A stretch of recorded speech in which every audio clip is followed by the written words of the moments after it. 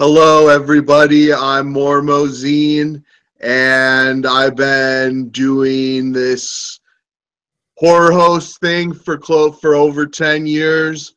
This show is the Mormo Zone, where I have guests and go a little deeper into my passions, like horror movies and punk rock and stuff.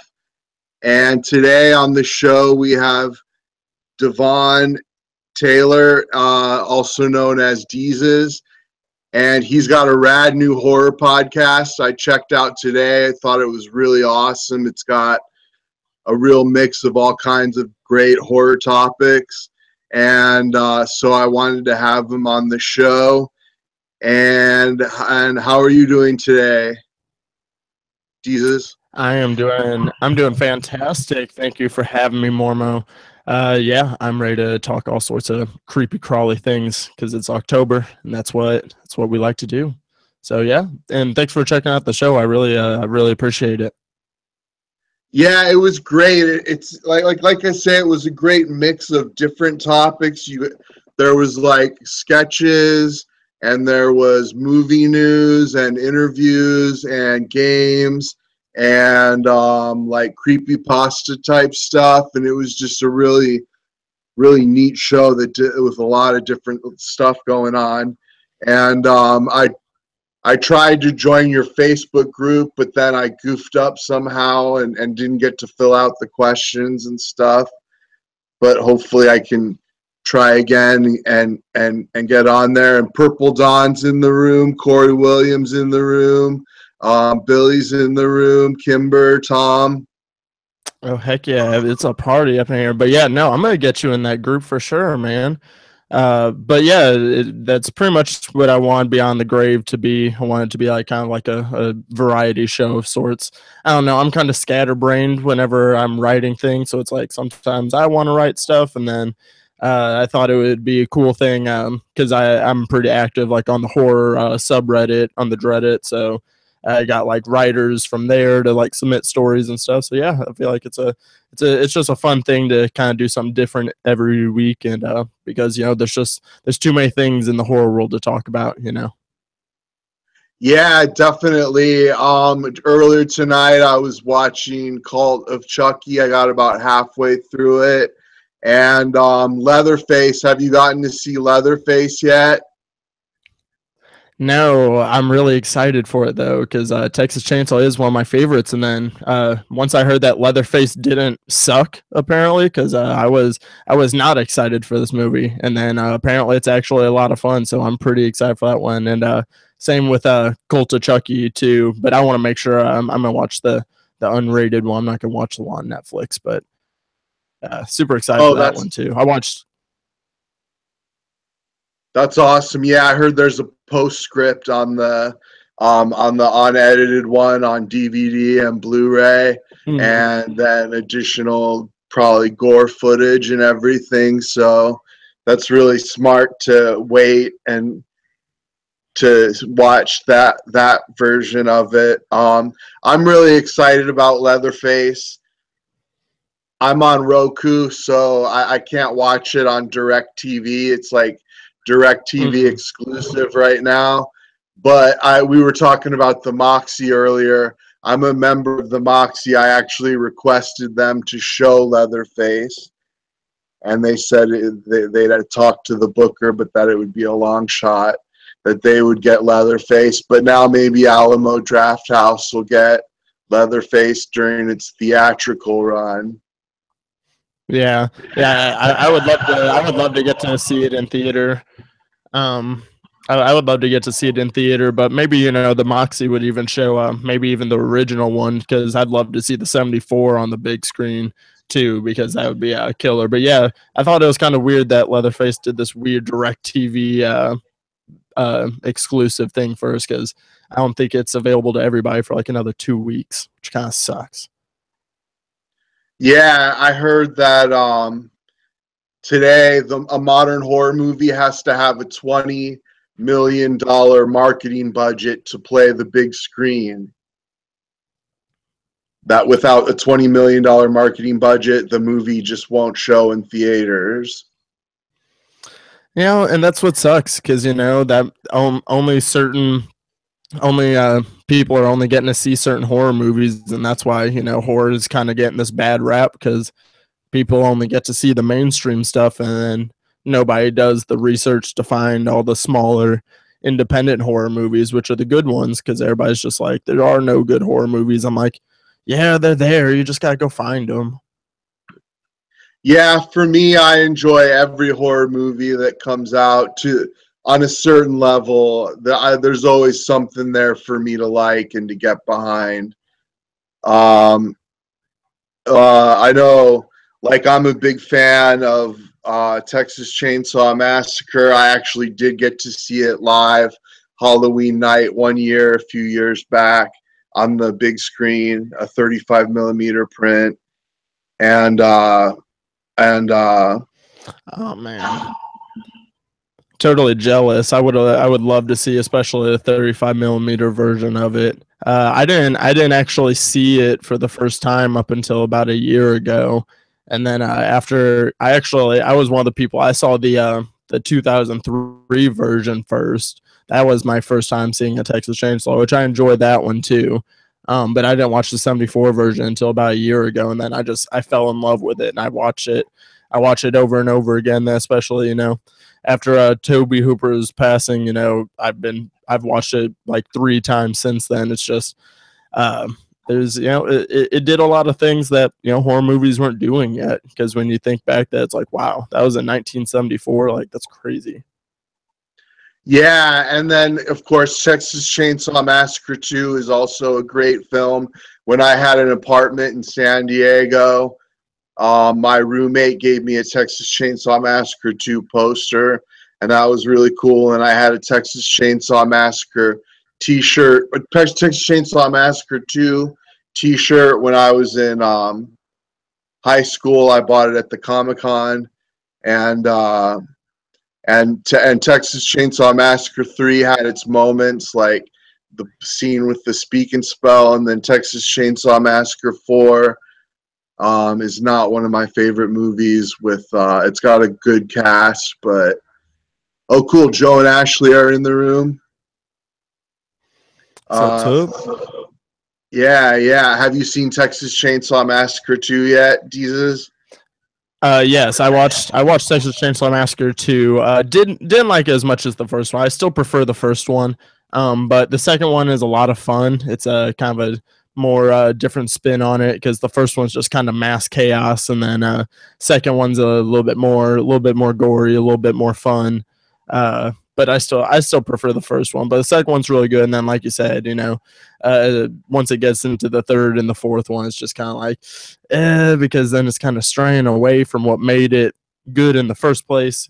And you know, and then that's kind of why I wasn't super excited for Leatherface, just because it was like, I don't like knowing the background and the mythology and all that stuff of the killers, because that sometimes makes them less scary. But apparently this one is a shit ton of fun and real gory and bloody and stuff, so that'll be awesome. Yeah, and the new Leatherface is directed by a really popular French horror director. The guy, I think he's the guy who directed Inside. Is that, had you heard that? Or yeah, I believe so. I know the French director you're talking about. Yeah, and but yeah, I'm super excited for that one. I'm also, and just a random fact, I'm planning a Leatherface tattoo actually here pretty soon. So I'm really excited for that one, because I have an American Psycho tattoo. So I'm going to kind of build up my horror tattoo collection here pretty soon. Right on. Cool. Yeah, I got tattoos too. And I thought about getting a chainsaw tattoo before. And then, like, I like in Texas Chainsaw Massacre 2 when it says the saw is family on the blade of the chainsaw. That, to me, that's just so awesome. And then, so this is really, I'm really glad to be able to talk to you about this. What kind of haunted mazes do they have up there? I haven't. I know they, as far as, I don't know too many mazes. I know they do that. The Hotel of Terror is the like main haunted house around here, which is it's a small one, but it's actually a lot of fun though. A lot of I've gotten to volunteer for that one actually a few times to like get dressed up and scare people. So that's actually a lot of fun because a lot of my friends do the same thing. A lot of my friends are actors, so they dress up in house. But I know I'm sure Silver Dollar City is probably is who has all the haunted houses and the haunted mazes. I'm sure. Oh yeah, I heard that around here there's a straw a hayride, and you can shoot zombies with paintball guns. That's a lot of fun. I did a 5K run out here. It was 2 years ago. It was the zombie run, and you got 3 flags at the start of the race. So you're doing this 5K, and one it was like an obstacle course, so it had like obstacles, but then it also had people dressed up as zombies that were trying to steal the flags. And then like if you like made it to the end of that race with all 3 of your flags still, you like got extra prizes for surviving. But like people were dressed up as zombies, and some people took it a little bit more serious than others. There were some really fast zombies out there, like the Zack Snyder zombies, not the or the or like the 28 Days Later zombies. They were not the slow ones. They weren't Romero's out there, so it was a lot of fun though. Man, yeah, that sounds awesome. I know Big Cedar is doing a Halloween event here in Branson.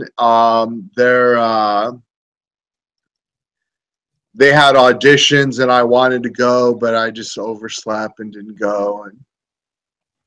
Because I've worked in haunted houses too. I worked at SeaWorld for a Halloween event, and I worked at the Del Mar Fairgrounds one year. I was right by the end, and it was the year that House of a Thousand Corpses came out, and I did my makeup like Captain Spaulding from House of a Thousand Corpses, and I had a gun in the maze, and it was right before the end where it was a clown with a chainsaw chasing after you. Oh my God, that sounds like so much fun. Yeah, it was great. Yeah, I'm definitely gonna have to check out that Hotel of Terror, and there's another event here too. Well, I was just at the Landing, and they have a 7D zombie ride at the mall now, where What do you mean 7D? I'm not exactly sure. I know. Okay, it's got to be in 3D, and then it's a motion activated, so that's a dimension, and then maybe smell might spray. Is usually one. Yeah, smell, and they might spray water at you, and then I know you can shoot. You have like a gun, and you can shoot the zombies. Kimber's saying she did Halloween Horror Nights at Universal, and used to go to haunted houses all over Florida, and back home in St. Louis, we had there's a lot of haunted houses, and one of the bigger ones, Creepy World, is it's like one of the bigger ones in the country. That's actually like literally 2 miles from where my family lives, back home in St. Louis. And I actually had a friend who she worked for one of the haunted houses in Creepy World, because Creepy World's like 3 different haunted houses in one, and then you like get a pass and you like do them all. But kind of like on a scarier note, I had a friend that worked there, and she was one of the actresses, and she was involved in an accident during like one of the runs, and because she was portraying somebody hanging like in a bathtub, like in a noose, but like in the bathtub they had like a stool for her to stand on, and but she like slipped off the stool. But it was just part of everybody thought it was just part of the show, so everybody like kept on walking past until one of her coworkers, when they went to go check on her, like found her. This ended up being like national news. It was crazy, and it shut down the haunted house for like a few weeks. Wow, that's terrible. One of the haunted houses I worked in had a mental asylum where the actor wore a straitjacket and he was like sitting on the toilet, and then when he stood up, the toilet was like overflowing with turds and stuff. And he would be screaming about being crazy or whatever, and somebody walked through, and then they wrote a letter to the paper that said that they had a son who was in a mental asylum, and that they thought that room was like unsensitive to people with mental illness, and so the people who ran the maze had to turn it into a jail instead because of the controversy. And some people get sensitive around Halloween, you know?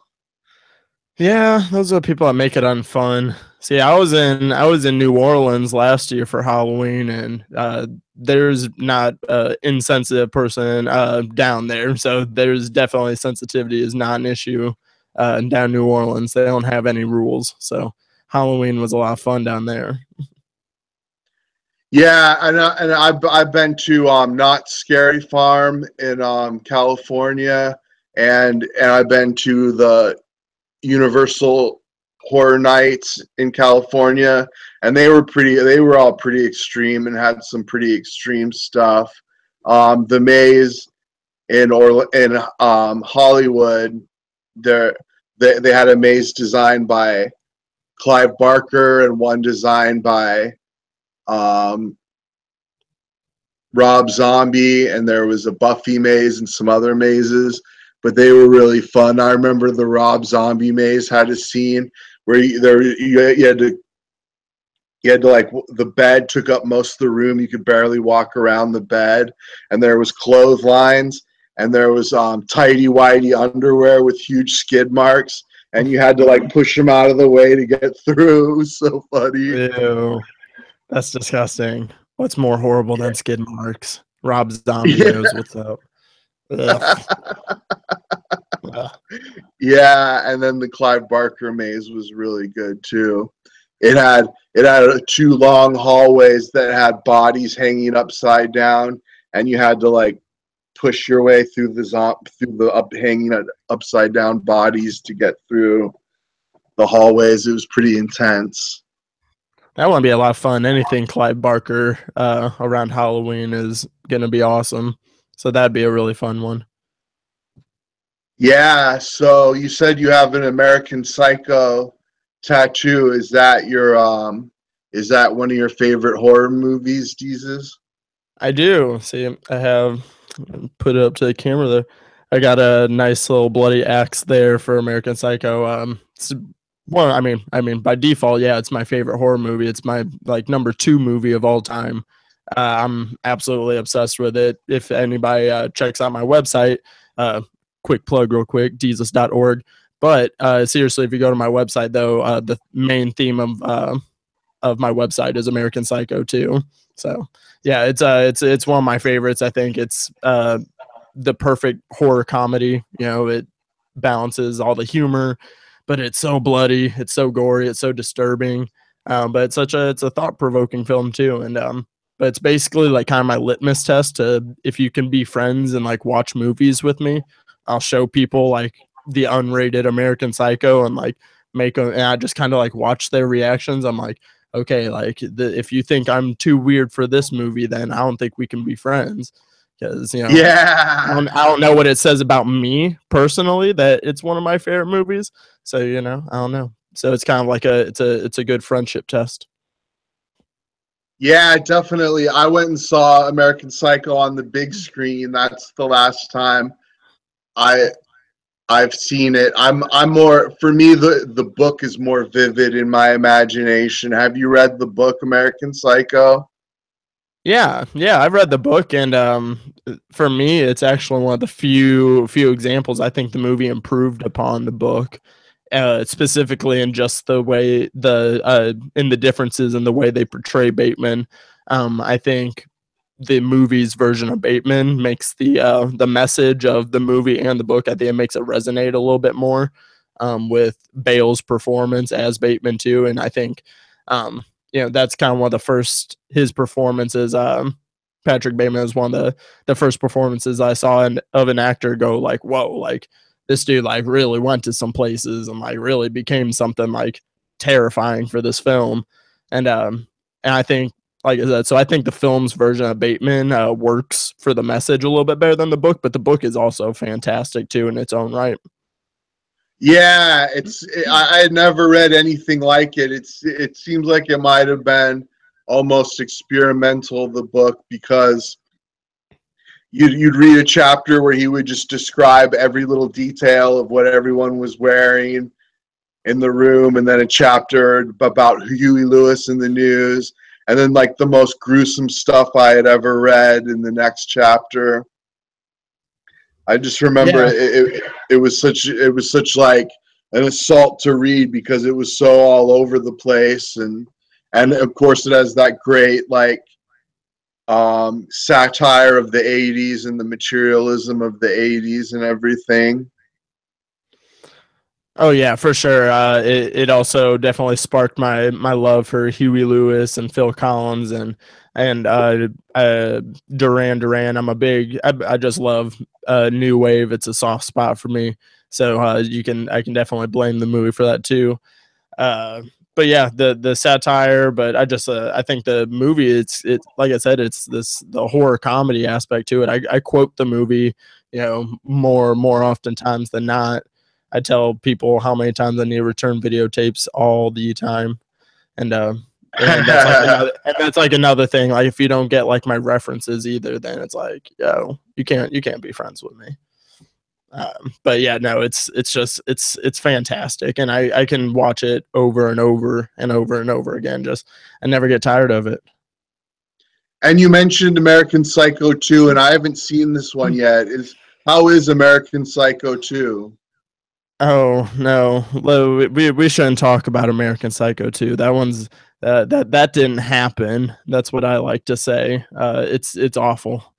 American Psycho 2. It has a early very young Mila Kunis in it, and I watched it like one time, and it's very bad. It barely has anything to do with the first movie at all. It just like has like a vague reference to it. To Patrick in it, but it's ridiculous.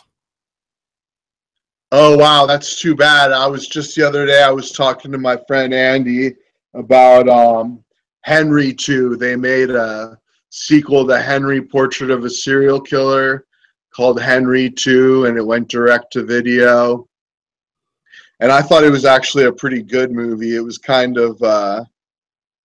of didn't make sense, the whole timing of it. And then last night I watched House 3, which is called The Horror Show, and that's another sequel that really doesn't make sense. It was produced by Sean Cunningham, and then the stunt coordination was by Kane Hodder, and then it had Lance Henriksen, and it was written by Alan Smithy, which I thought was so funny. Somebody was too ashamed to claim writing it, but that's a really neat movie. And so you, on your podcast, you said you saw Friend Request, but that you didn't like it. Is that right?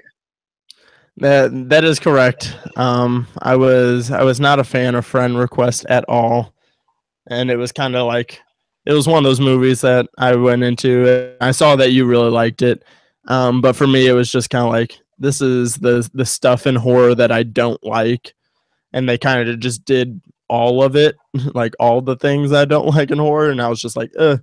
And it's like a lot of people compared to Unfriended, and it's like I actually like Unfriended. Unfriended had a kind of used the social media aspect in a cool way. This one, it was, I don't know. This was a weird movie. It was a very weird movie. What about you? Well, I gave it points for being about college kids rather than little kids, because I'm like really getting sick of the trend of like little kid horror movies, and I think Hollywood's making way too many of them. And like, I don't know, it just seems smart to me. It had more of a story. It's like It told a story. The last movie I had seen was Annabelle, which was kind of just like creepy scene after creepy scene, but like not much story or backstory or anything. And this one was like more of a mystery, and I thought it was really great. Billy is asking to be on your podcast. Kimber says Rules of Attraction is better. It's about Patrick Bateman's cousin. And that's the Vince Vaughn one, right? I'm not sure. Ashley and Joe ask, have you seen Little Evil? I haven't watched it yet. Have you watched Little Evil? No, that's the Adam Scott one on Netflix. I haven't watched that one yet. I might actually watch that tonight. I have a friend come over to watch some movies, so maybe we might watch that. But I haven't seen it yet. But I don't know what to think about it. I remember watching the trailer, and it seems very funny, like kind of a satire on like all the like Omen and Damien films and The Orphan even as well. So it looks like it could be a lot of fun. Adam Scott's always a lot of fun. So yeah, definitely. I'm looking forward to that one. I'll have to watch it while it's still October. I watched Candyman this morning, which I want to give that movie a shout out because it's amazing and it's super underrated. More people need to watch Candyman. Worship the god that is Tony Todd. He's amazing. Yeah, he was great in that movie. And that movie had one of my favorite horror nudity scenes when she's all covered in blood in the bathroom in the mirror and everything. I haven't seen it since it was on the big screen, so it's been a little while, but you should watch it again. It holds up really well for one, just because it's so different than a lot of other horror movies. It's very elegant. It has this really cool music to it. But yeah, Virginia Madsen in it is gorgeous and a very, very tasteful nudity in this film as well. I know exactly what you're talking about, but Candyman has some of my favorite lines in it. The opening monologue from Tony Todd is it just gives me chills every single time I turn the stereo up real loud because that opening theme is like really cool. So a lot of people, it has a really complicated story to it, but also with like things that are going on now with race issues and riots and all that kind of stuff, and the stuff with cops and gangs and everything, it's kind of a relevant film now too. So it's like, if you watch Candyman, it holds up even more today than it has previously. So I think that's kind of an interesting aspect too. Yeah, I remember enjoying Candyman 2 when that came out too. I thought the sequel was pretty good. I wish they would have made more sequels. I guess they still could. There is a third one? Mm-hmm. Wow, I didn't know that. Yeah, number 2 is not bad. That's something of the flesh. But then there's a third one, Day of the Dead, I believe. It's like based around a holiday or something. The third one's it's okay. It's not bad. The third one kind of tries to like touch back on like some stuff from the first, which is kind of interesting, but like some more of the seduction themes and stuff, because the third one's like almost like a romance. It's like a gothic romance. It's kind of weird. But if you think about it, it's kind of a gothic romance too, if you think about it. So yeah, pretty much. And then shout out to Clive Barker, because it was based on a Clive Barker story, The Forbidden. Yeah, he's great, and he's done so many great things. And let's see. So tell me a little bit about your horror group. Like what are people talking about right now? The horror group, it's fairly, it's not fairly new. We've kind of rebranded it to be more centered around the podcast now. But it's just, we just post, all different kinds of, the horror memes you see, like, like what's your favorite this, what's your favorite that. Just also people keeping up with what they're watching. It's a subgroup of geeksandgamers.com, which we have like a bigger Facebook group for, which covers like all movies and music and video games and stuff. So the Beyond the Grave Facebook group is just for, people that want to talk strictly horror movies, and like I said, just like, what you're talking about. But I'll also use the group to, ask people what they want to hear on the podcast and stuff like that, and do polls and stuff like that, and give recommendations. Just another way to connect with other people watching horror movies. Yeah, definitely, and that's a great thing about horror. Although one thing about the horror community is that there seems to be some negativity in the horror community, and one of the things I've never understood about the horror community is why Rob Zombie gets so much hate and trash talking in the horror community. I don't know. I think it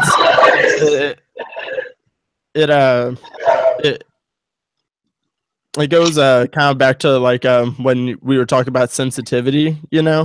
Rob Zombie, his films aren't for the weak stomached or anything like that. But then a lot of people always kind of criticize him for what's necessary, what's not necessary. But I don't get it either. I think Rob Zombie has I think he gets horror, like he really does, and he has a passion for it, and he makes the movies that he wants to make. And yeah, it's kind of weird that there is these weird negativity in the horror community, because it's such a diverse genre, though. I think that's why everybody kind of has their different taste in horror.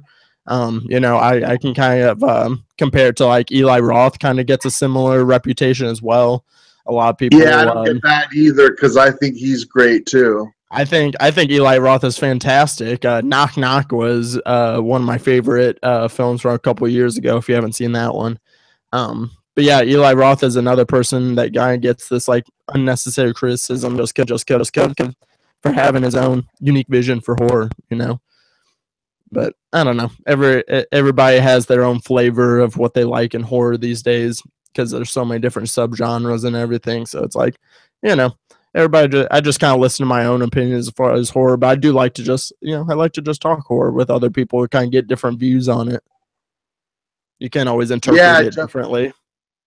Definitely, it's great when you can go somewhere and meet fellow horror fans and discuss your thoughts and feelings about horror movies and stuff. I know, like, I watched horror movies with my father and with my grandfather, and that's kind of where I learned my love of horror movies. And Billy says Green Inferno, though, and he actually liked the first Hostel movie. I like Hostel 1. I like Hostel 2. Green Inferno is okay. I thought it was pretty great, man, just because to get to see it on the big screen. Like, I had never seen a cannibal movie on the big screen before. And I went to the old Campbell 16 where Alamo Drafthouse is now. That's where I saw it. And I saw Neon Demon there, too, which was another rad movie to see on the big screen that I'm real proud of. Same. I saw both of those at that. I saw both of those at that exact same theater as well. I remember seeing both of those in the old school Campbell 13, one of the older Warenbergs. But yeah, and like you were saying, I had the classic uncle that showed me the movies that I shouldn't have watched whenever I was too young to watch them. He showed me The Fly whenever I was like 7, the Cronenberg The Fly. Nice. And that's kind of what led into my spiral into horror. He showed me that. I remember Cube was another early one that he showed me that I really enjoyed. That kind of made me want to get into the weirder aspects of horror. And then my mom introduced me to Nightmare on Elm Street, and then from there on in, I was hooked. I was in. But yeah, so I started like super, super young. So it's like everybody always wonders how I watch so much horror now, and a lot of the times I really love the more extra violent stuff, the extra bloody stuff, just because I've grown up on it. So it's like, nothing crazy or weird to me. Yeah, I watch a lot of the super violent stuff. I subscribe to Trauma Now on my Roku and watch a lot of the new Trauma stuff, and a lot of that is super gory and kind of more in the like horror and exploitation genre. They have some really neat stuff. Tom says his grandma Nancy got him into Godzilla movies, and those are really fun too. Yeah. Shudder's another good streaming horror thing going on right now. Shudder has a lot of like the small independent horror. It has like more of the art house, like, you know, more artsy kind of things. If you are into like horror movies like the Neon Demon and like things of that nature, that's some of the stuff you'll find on Shudder. But they also have like classic horror stuff as well. They have all the Phantasm movies, which is pretty cool. They have like Sleepaway Camp, and they got like foreign horror and stuff, and they have all sorts of really cool stuff. So that's another really fun one that's been introduced to me, some really cool horror films. Tom wants to know streaming versus Blu-ray. What are your thoughts, Deezus, on streaming versus Blu-ray? I'm streaming pretty much. I'm pretty much 100% streaming or like digital copies, because I used to have a pretty big movie collection, and then this was about 4 years ago. I had my entire like movie collection stolen after I had had a house fire at where I was living at.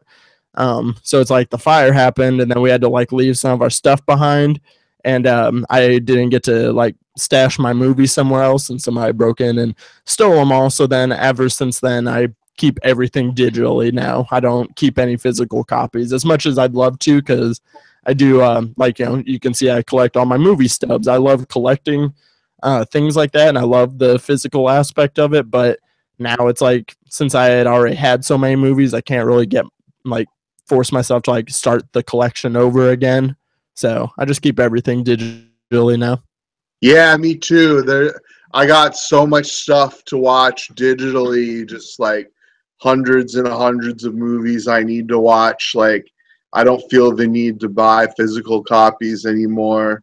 With an exception to the Chucky movie, I would like to see the uncut one. I don't know if that'll be at Redbox or something, but yeah, damn, that sucks though that you lost your movie collection. Let's see, what was I gonna say?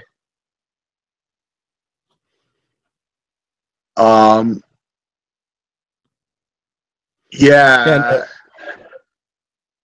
Yeah, no, it's kind of sucked, but I mean, it was, you know, it got me to kind of care less about the material aspect of it, and now I just kind of appreciate movies for being that, and it probably saves me a lot of money too, because I spend a lot of money on Blu-rays and DVDs and stuff like that. Yeah, for sure. And with and so I heard that you're gonna possibly do some filming on Friday the 13th. Have you ever made any short horror movies or anything like that? No, not yet, and that's kind of what I'm getting to, especially you know, like you said, if you listen Beyond the Grave, me and my best friend Tyler, we've been recording these different like skits for each episode. We do like these audio skits that are like in some scenario. And so that's kind of like the first evolution of that. We've been doing a few of those. We've done 3 of those so far. So the next step is pretty much we're going to kind of start doing some short film style things. So yeah, definitely be working on. I've been working on some screenplays here and there too, because I'm always writing. But yeah, hopefully some short films will be coming up soon. Some like real simple stuff, you know, like one 2-person type deal things, like one scenes. So yeah, stuff like that will be definitely on the way soon. That's great. I'm going to release my new movie this month. It's called Commenting in Theory and Practice. And it's basically a horror movie, because I talk about horror hosts and commenting on horror blogs. And it has spooky organ music and spooky sound effects and everything. And I'm making a movie called Hillbilly Worm, and my friend Andy's going to help. and it's about sorry, go ahead. Oh no, you're good. Tell me about Hillbilly Worm, please. Okay, it's about a hillbilly whose father dies, and all he leaves him is the parasitic worm that killed him in a test tube. And then he finds out, the hillbilly finds out that people will pay him to see the worm, and he kind of rises to the top, and then at the end he falls back down again. And I'm working on it. I saw a gig on Fiverr where you can pay a guy $60 and he'll write a 40-page screenplay for you. So I'm thinking about trying to raise some money and hire this guy to do some writing for me. And Tom says we should collab, and that would be cool, man. I'll be in your project anytime, man. Just let me know. Yeah, for sure. Oh, yeah, man. Well, I can always write some stuff for you. Can get some stuff going for sure. But no, that sounds actually really cool. I really like the idea of your movie, man. Yeah, and I bought the worm in the test tube. It's a prop. It's just a prop. It's like kind of like a sideshow prop, you know?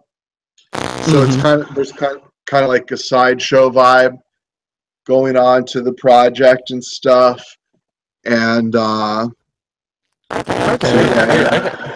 Yeah, that's kind of the vibe I was getting from it too. Like almost kind of like a special like your mic is getting farty and the audio is cutting out. I think you just lost audio.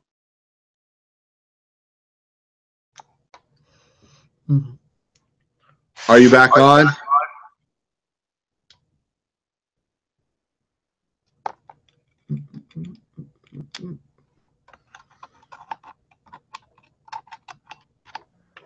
This is the voice of Tom. As we go through these technical difficulties, just want to remind you that Encrypted is tomorrow at 8 p.m. Eastern Standard Time on the Tough channel, odd-shaped channel. But check out Tough while you're at it. And we'll be talking to New Jersey Devil with Justin from Digital and Dice, so that should be a good time. And I think everything's back on, so I'll come back from the ether later. Goodbye. Awesome. Thanks, Tom. I think Tom should butt in more with like modulate his voice or something, and him be like the overlord of the show or something. I think that'd be really funny. Yeah, definitely. He usually signs out the show, which is really great. Tom's been a huge help to me. And really quick, while I'm thinking of it, everybody be sure and check out Odd Shape Channel's Patreon page. And if you can, chip in a little bit each month. It would be a really great thing. I love Patreon. I support a couple of different horror topics and different people on Patreon, and I think it's an awesome website, so be sure and check that out. And so when is your next podcast episode going to be, Deezus? The next Beyond the Grave will drop this upcoming Monday, so on the 9th. And that'll be episode 3. The show is still fairly new. We just started. Episode 1 is Stephen King themed. If you haven't listened to that one, we review it, and we watch Sleepwalkers, and there's some stories in there. And then the second episode was we had the Purple Dawn on, and we talked about all the upcoming horror movies in October, and we kind of did like a little preview. And then I reviewed another film, I think, and then we did some skits and stuff. And then this upcoming week, it's a surprise, working on some stuff. But yeah, it'll be coming up on Monday. Oh, cool. Are you going to have a Gerald's Game review on your upcoming show? I'll probably do Gerald's Game and maybe Flatliners if I can get to that sometime this week as well. But I'm planning on I'm gonna do an episode soon on Final Destination on the franchise because I love those films. So that'll be something to look out for. And then got some other fun skits going on. Like, we were talking about the skit for this upcoming episode takes place at the robbery of a coffee shop. So working on some fun stuff on this week's episode. Wow, that sounds really cool. And Andy and Cal are in the room. Thanks for showing up. I think they're having some technical difficulties, but that's all right. This streaming thing is all new and all exciting and fun. And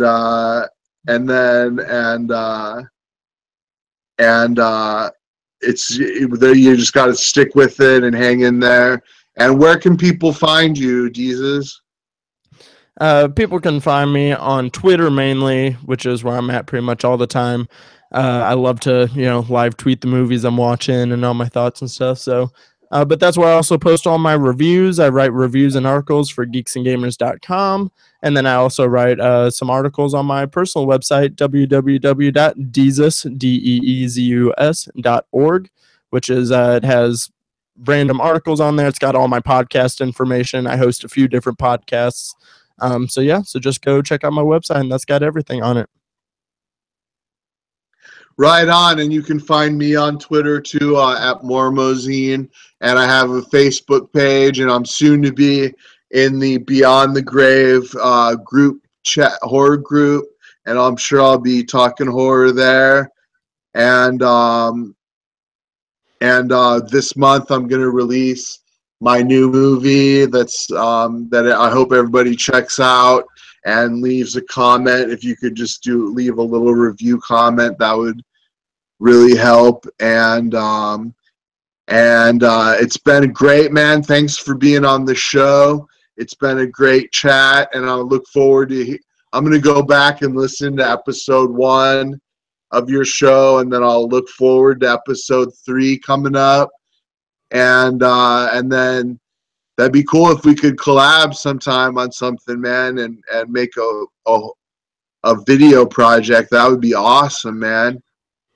Yeah, for sure. Thanks for having me on the show. I really appreciate it. I had a lot of fun talking all sorts of fun stuff. But yeah, we'll definitely get some collaborations going, and I'll get you in the Facebook group too. Everybody come to the Beyond the Grave Facebook group. It's just a lot of fun talking some horror stuff, and that's the first place you'll find the podcast, which is on iTunes and SoundCloud. Cool. I think that's good, Tom. Thanks. That's a wrap, Tom. Thanks for helping out, Tom. No problem, Mormo. Voice of Tom here. Wow. Sorry. Voice of Tom here. Just letting you know, thank you for joining us tonight. Join us for Encrypted tomorrow, like I said, 8 p.m. Eastern Standard Time, talking New Jersey Devil with the New Jersey Devil himself, Cal, and Justin from Digital and Dice. We're also dropping the second episode of Odd Shape Plays Fallout, Randall and I's show on Thursday, 12 p.m. Eastern Standard Time. And until then, we'll see you next time on the Mormo Zone. Do, do, do, do.